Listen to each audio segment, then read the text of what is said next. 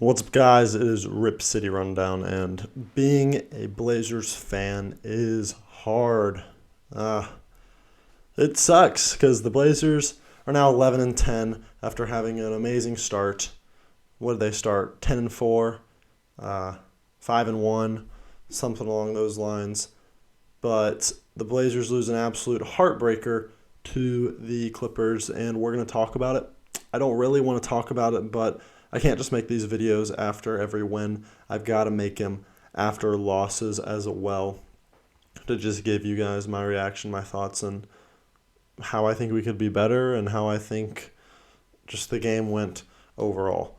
Let's start off just with the positives, the fact that Anthony Simons and Jeremy Grant are continuing or starting in some cases to really flourish.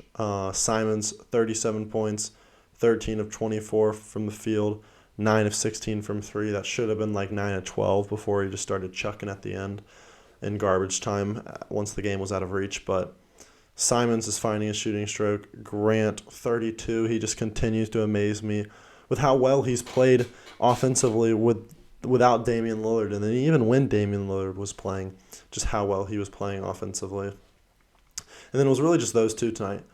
The rest of the team, wow, the counting stats aren't terrible. I don't think anyone had necessarily a great game other than those two. And then we move on to the Clippers side. Norman Powell, 32 points. And I think 23 in the fourth quarter.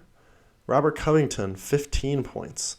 They combined to shoot 16 of 24 from the field and 7 of 9 from three. The two players we traded away from the Blazers at last year's trade deadline. Two guys that have almost fallen out of the rotation, it's felt like, in Los Angeles, and two guys that have been some of the worst role players this season for the amount of minutes they play, decide to have the game that's probably going to turn their season around.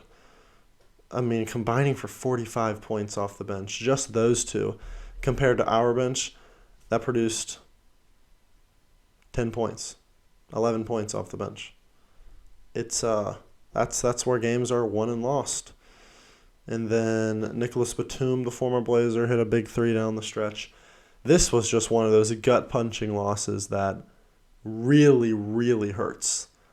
We go up for majority of this game. We felt like we were in control. We have our great third quarter where we end up going up 18 at one point, and then we absolutely blow it in the fourth quarter. We get outscored 36-17 in the fourth quarter and end up losing this game to a team that was missing not just their best player, not just their two best players, not just, you could argue, their three or maybe four best players. They were missing Kawhi Leonard, Paul George, Luke Kennard, and John Wall, four of at least their top seven players. Some would argue their top four players. And I know we're missing Damian Lillard, but this is a game you have to win. This is a game that's when we're going to look back at the standings. We're going to look back at the end of the season, at the games we should have won and how we could have improved our seed. This is that exact game. This is that exact game. I gotta condemn Chauncey Billups tonight. This was, I think, his first downright bad coaching night. I felt like some things he couldn't control. You can't control Nasir Little getting hurt. You can't control Jeremy Grant fouling out. But when you've got a guy on the bench like Shaedon Sharpe, you've just got to play them there at the end. You can't have Simons running with four non-shooters. He was running out there with Winslow, with Nurkic, with Hart, and with Watford at the end of the game. And also, those are guys that don't have necessarily the greatest foot speed to stay in front of some of those guys. You got to just throw Shaedon Sharpe in the fire there. I know he hasn't played any big-time minutes down the stretch, but you need a guy that can shoot the ball to relieve some stress and to just knock down an open shot, because the amount of times Winslow got an open shot, Watford or Hart, and they either shot it or passed it up, that's what ended up costing us the game in the fourth quarter. So the Blazers dropped to 11-10. Now they are 1-6 in their last 7. Every good team goes on a cold streak. Every good team does. It's just a matter of this streak at some point needs to stop. We've got reports that Dame's going to be coming back December 4th against the Pacers at home. That would mean we have 2 more games without him. And again, 2 winnable games. We've got the Lakers on the road, which is a very winnable game. And we've got the Jazz, I believe, maybe back home or on the road. I'm not sure. But those 2 games are both extremely winnable games with or without Dame. So we've got to win those. You can't go under 500. And you can't go to 500.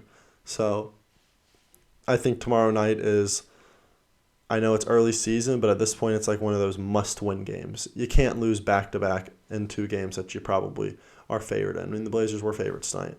That tells you all you need to know. But, I mean, again, like I said, there's positives to take from this game. The fact that Simons had an extremely good first half. He had 15 points in the first quarter. That's his best first quarter of the year. He's consistently been a second half, particularly third quarter player. But to see him come out in the first quarter and get hot was very encouraging. And like I said, Jeremy Grant is just continuing to just awe me. 32 points, and then even the 2 steals, 2 blocks. He's just all over the court, but I feel like at this point we're relying on him way too much. It's time for this bench to just have something. I know that Winslow should be coming off the bench, but I don't think Winslow is one of those guys that gives you a bench spark. It's time. Gary Payton II needs to come back. I know that I'm the biggest proponent of taking your time and making sure you're completely healthy, especially with Dame and Gary Payton II, just because they are going to be 2 very valuable pieces down the stretch here. But you can't go too far down with these losses. You cannot go under 500. That's just a recipe for disaster. So I really hope that Gary Payton II returns maybe the same night Dame does. Wouldn't that be something? That would inject some energy into this team. But it is just some bad days here in Rip City. And it just puts salt on the wound that it was Norman Powell and Robert Covington who arguably had the 2 best games for the Clippers. So you're going to have gut-punching losses like this, but this one was practically on another level. So we've got LA tonight probably as we're seeing this. Lakers, that is, on the road. While I think this is a really big game to win, I'm going to say we're not going to win because we're coming off a very high-energy game against the Clippers that had no business being a high-energy game. We're not going to get into the hotel until probably 1 or 2 o'clock, or they are. I said we. They're not going to get into the hotel until probably 1 or 2 o'clock. And it's just going to be one of those games where the Lakers didn't play last night. They've just been chilling, and they're probably going to have more energy. But the good thing is it is the Lakers. So maybe we find a way to pull that one out. So 11-10 on the year, heartbreaking loss, but you go through these things. That's what I've just got to keep in my mind. You go through tough stretches throughout the season. It wasn't going to be fun buzzer beater basketball all year, so hopefully we can just get this thing out the way. At least USA won today, so I guess that's a positive in the sports world for me. But thanks for watching, guys. Make sure to subscribe. Go follow the social medias. Like I say every time, the links are in the description. And go check out the website to see if you want to grab some merch because I think it's pretty quality. See you in the next one. Peace.